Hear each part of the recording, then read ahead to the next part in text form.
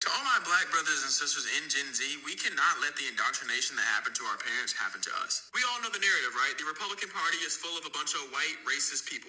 And I can debunk this in about 5 seconds. I want you to really take a second to just think about this.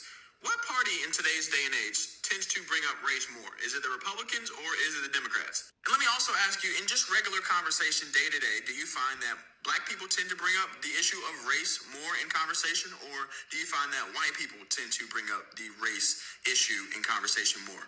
Answering those two questions alone will probably set you on the right path, but just in case it's not clear for you, let me explain further. I hate to break it to you, but most white Americans don't actually care about race as much as we do. That's just not true at all. White Americans don't care less about race. They've just never simply had to think about it the way black people do, because the entire system was built around their comfort, because they had a 500-year head start.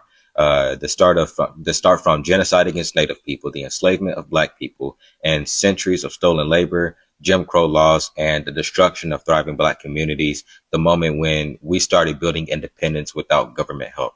And when a system benefits you, you don't think less about race. You just don't have to. You don't have to think about it at all. If racism stopped benefiting them tomorrow, trust me, they'd care real fast. And the difference between black and white people isn't obsession with race. The difference is experience, lived, generational, and still ongoing. And to say any of this when Republican lawmakers are currently trying to gut Section 2 of the Voting Rights Act, you know, the part that protects black political power and black representation across the South, is crazy, because they're pushing for maps that dilute black representation across the South.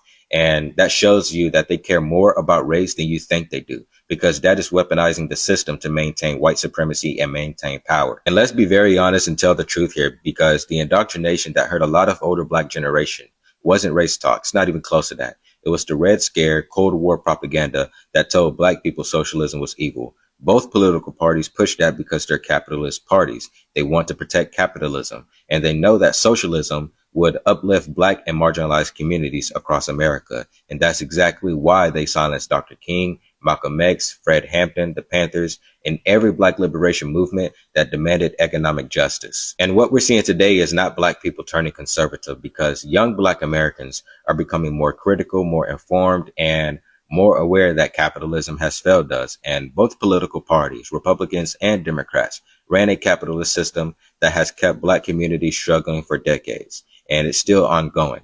And the shift isn't to the right. The shift is away from a system